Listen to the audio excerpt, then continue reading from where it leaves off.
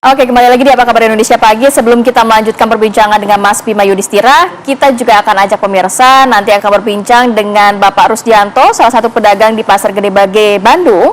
Dan juga kita ke Yasmin Rahmadi, ini sudah berada di Pasar Senen, Jakarta. Selamat pagi Yasmin. Sudahkah Anda sempat berbincang dengan para pedagang di sana merespon nantinya akan ada larangan untuk pakaian impor bekas?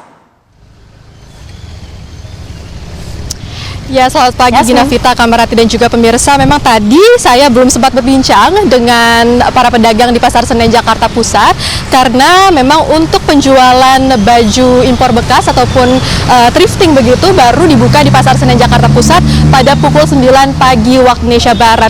Meski demikian pemirsa, benar sekali bahwa sebelumnya Presiden Joko Widodo ini menegaskan larangan untuk menjual pakaian impor bekas atau yang biasa disebut thrifting, dan tentunya hal ini juga menuai pro dan kontra di masyarakat karena tren thrifting ini saat ini sedang digemari oleh masyarakat. Memang alasan dari pelarangan ini adalah untuk melindungi industri tekstil di Indonesia. Lantas bagaimana masyarakat Jakarta merespon mengenai larangan ini? Kami akan tanyakan langsung kepada sejumlah warga di sini. Selamat pagi Mas, boleh berdiri sebentar? Boleh. Ini nama siapa? Nama saya Anar Alindra Wibisana. Mas Anar. Mas Anar sebelumnya pernah nggak sih thrifting ataupun membeli barang impor bekas? Oh jelas, tentu pernah, karena memang thrifting itu kan pada zaman sekarang lagi trendy atau lagi segmen marketnya luas gitu buat anak muda, jadi tentu pernah. Biasanya apa aja sih Mas Anar yang dibeli kalau lagi thrifting ini? Kalau thrifting biasanya saya beli sepatu pernah, jaket juga pernah, baju juga pernah, jadi banyak sih. Takut gak sih, kan ini kan baju-baju second atau barang bekas gitu ya, katanya bisa berdampak kepada kesehatan dan kebersihannya mungkin juga tidak terjamin. Sempat kepikiran gak sih takut atau khawatir? Kalau saya pribadi sih enggak ya Mbak ya, karena memang ya kalau memang udah dicuci bersih sama kita di rumah ya tentu pasti bersih gitu. Nah, saya mikirnya gitu. Yang penting sudah dicuci bersih begitu ya. Oke, alasan membeli barang-barang thrifting ini kenapa sih Mas? Untuk alasan utama yang pertama mungkin kalau thrifting itu bagus ya Mbak ya. Meskipun pre-love atau bekas, tapi menurut kondisinya masih bagus kalau menurut saya gitu. Artinya tidak setuju ya dengan larangan pemerintah? Tidak setuju Mbak. Oke, baik, terima kasih Mas. Mungkin kita coba tanyakan apakah ada pendapat lainnya pemirsa dari warga Jakarta yang saat ini sedang berada di sekitar Pasar Senen Jakarta Pusat, karena sekali lagi memang untuk toko-toko thrifting baru dibuka pada pukul 9 pagi. Kita tanyakan pada warga di sini. Selamat pagi Mas, boleh berdiri sebentar? Ini dengan Mas siapa? Mas Afid saya. Mas Afid. Mas Afid sebelumnya pernah thrifting nggak sih? Pasti pernah ya Mbak. Kebetulan saya juga pengusaha thrifting juga. Tapi masih kecil-kecilan. Biasanya apa aja Mas? Kalau saya lebih ke jaket sih Mbak. Lebih ke jaket yang casual sama outdoor sih sebetulnya. Alasannya kenapa sih Mas biasanya kalau thrifting itu dibandingkan beli barang di mall begitu misalkan? Alasannya kenapa? Yang pasti soal harga ya Mbak ya. Harga kan pasti lebih murah dan lebih terjangkau untuk kalangan yang menengah ke bawah. Nah, ini kan sebelumnya pemerintah sudah melarang untuk penjualan barang impor bekas ini, Mas. Pendapatnya seperti apa? Kalau menurut saya sih, saya sejujurnya kurang setuju. Karena ini kan thrifting kan lagi marak ya Mbak, lagi tren juga.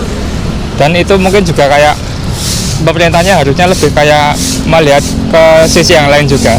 Nggak langsung menjudge seperti itu juga. Kalau alasan pemerintah melakukan pelarangan ini kan untuk melindungi industri tekstil lokal. Menurut pendapat Mas sendiri gimana? Kira-kira dengan adanya thrifting ini berdampak nggak sih untuk industri pertekstilan lokal? Itu tergantung masyarakat ya Mbak ya, lebih memilih. Kan masyarakat bisa memilih mau beli yang untuk yang thrifting atau yang untuk yang brand lokal. Jadi lebih ke pertimbangan ke masyarakatnya juga sepertinya Mbak. Sementara dengan adanya larangan thrifting ini kira-kira juga berdampak nggak sih Mas ke ekonomi masyarakat? Kalau untuk ekonomi, untuk khususnya saya Mbak ya, atau teman-teman lain yang di bidang thrifting itu sangat membantu sebenarnya Mbak. Ini kan sebenarnya kan saya juga baru usaha thrifting kecil-kecilan dan hasilnya juga sebenarnya agak lumayan membantu perekonomian juga sebenarnya Mbak. Gitu. Sudah berapa lama sih Mas berkecimpung di industri ini atau usaha ini? Baru 1 tahun Mbak. Oke, siap. Terima kasih banyak pendapat dan waktunya, Mas. Ya pemirsa, demikianlah perbincangan kami dengan beberapa warga DKI Jakarta yang keduanya tidak setuju dengan peraturan pemerintah yang melarang impor dari barang bekas ataupun baju bekas yang biasa disebut thrifting. Ya pemirsa, memang thrifting ini sendiri berdasarkan kata bahasa Inggris yang merupakan dari kata thrift yang juga merupakan artinya adalah penghematan begitu. Artinya thrifting ini artinya adalah masyarakat melakukan penghematan dengan membeli barang-barang yang lebih murah ataupun dalam hal ini adalah barang bekas. Untuk sementara itu kami kembalikan ke studio Gina Vita dan Kamarati. Oke, baik, terima kasih Yasmin Rahmadi atas laporan Anda langsung dari Pasar Senen Jakarta. Tadi itu suara dari masyarakat ya, Tia, yang mengatakan penolakannya terkait dengan larangan impor pakaian bekas. Nah, kita coba langsung tanya ke pelakunya ya, pelaku usaha thrifting. Ini sudah bergabung bersama kami ada Pak Rusdianto. Pagi Pak Rusdianto. Selamat pagi. Halo, Pak Rusdianto. Halo, ya pagi. Oke, Pak Rusdianto, langsung saja mungkin mengenai larangan ini Anda setuju atau enggak sih Pak? Larangan impor pakaian bekas? Ya, perlu juga saya sampaikan kami atas nama pedagang, perwakilan daripada pedagang Cimol Gede Bage Bandung sangat tidak setuju dengan larangan yang dilakukan oleh pemerintah tentang pakaian bekas yang ada di Indonesia ini. Ini merupakan suatu pemberhentian usaha daripada masyarakat kecil, khususnya di Pasar Cimol Gede Bage Bandung. Mestinya pemerintah itu harus bersyukur ya. Ini merupakan suatu imajinasi dari anak-anak masyarakat rendah bisa menciptakan bila dibilangkan pakaian bekas dari luar negeri menjadikan emas di daerah tanah sendiri. Jadi artinya ini suatu penelitian yang bagus sekali. Jadi pemerintah harus mengakui seperti itu. Jadi sampah dari luar negeri, Indonesia anak bangsa bisa menjadikan emas di tanah sendiri.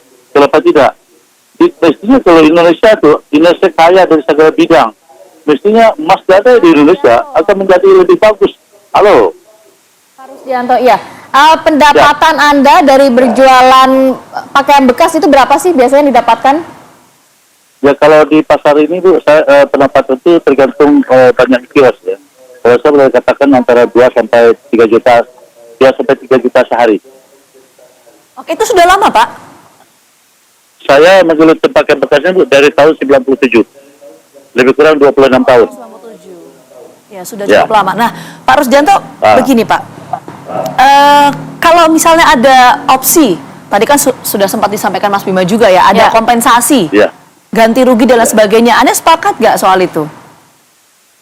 Kalau kompensasi saya tidak kalau mungkin Bu. Kalau mestinya pemerintah itu Bu, cuma mengacu begini, mencari jalan keluarnya seperti apa. Barang ini bilangnya ilegal.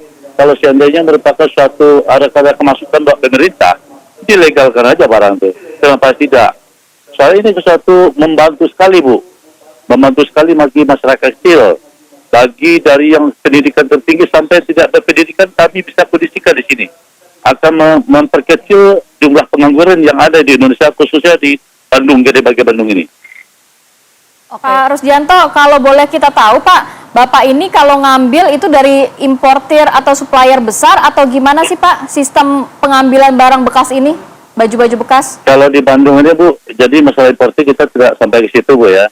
Penting ada orang menawarkan barang ke pasar, cocok barang kita bayar di sini. Jadi ya begitu aja Bu. Jadi dari mana sumber tapi Bapak bayar pajak juga gitu nggak ke orang tersebut atau gimana Pak? Ada potongan pajak dan lain sebagainya nggak? Enggak ada Bu, enggak ada. Nggak ada. Jadi itu harus kemudian Pak Rusdianto, oke. Jualan hanya di Pasar Gede Bage atau jualan juga di marketplace kayak di online? Oh jualan Bu, jualan. Oh jualan juga, oke. Ya, nah. Oke, Pak Rusdianto, artinya yang harus kita highlight adalah Anda tidak sepakat ya, kalaupun misalnya nanti ada opsi. Tadi opsi ini sempat disampaikan oleh Mas Bima sih. Jadi soal adanya penggantian kompensasi itu Anda tidak sepakat soal itu ya? Pasti Bu, tidak sepakat. Semua pedagang tidak sepakat. Oke, meskipun juga yang dikatakan oleh pemerintah ini niatnya adalah untuk melindungi industri tekstil di Indonesia. Produksi di dalam negerinya. Kalau masalah melindungi tekstil di Indonesia, tinggal memperbaiki sistem di tekstil aja Bu. Bagaimana produksi tekstil Indonesia harus lebih bagus daripada yang telah sudah. supaya masyarakat itu lebih cenderung membeli tekstil asli Indonesia. Oke, baik. Terima kasih banyak Pak Rusdianto atas suara dan juga responnya yang berkaitan dengan larangan impor pakaian bekas. Saya mau kembali ke Mas Bima.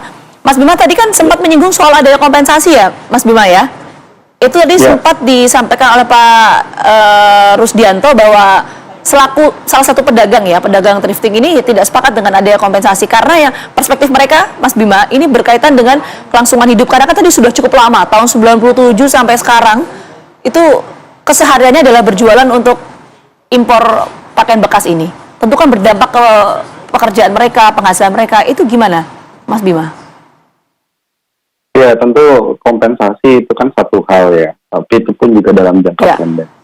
Yang memang harus dilakukan dalam jangka panjang itu bagaimana para pedagang-pedagang kecil tadi itu bisa dialihkan untuk menjual produk lokal. Sebenarnya itu solusinya, sehingga mereka juga tidak kehilangan pekerjaan.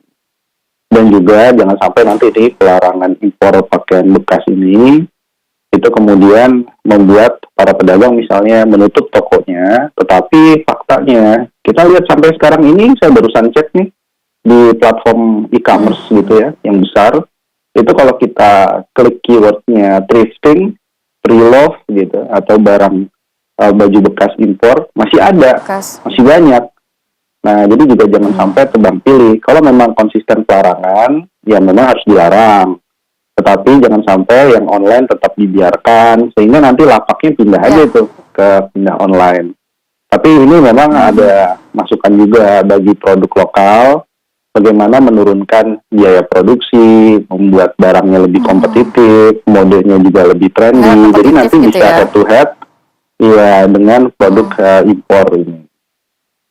Baik, Mas Bima, nanti kita akan sambung lagi di segmen berikutnya. Saya penasaran sebenarnya, Mas, kalau melihat kan BPS sendiri memiliki data begitu ya, impor barang bekas dari tahun ke tahun sampai di tengah Januari 2023 itu katanya meningkat begitu ya, Mas. Sedangkan di pasal 47 Undang-Undang Perdagangan disebutkan bahwa setiap importir wajib mengimpor barang dalam keadaan baru.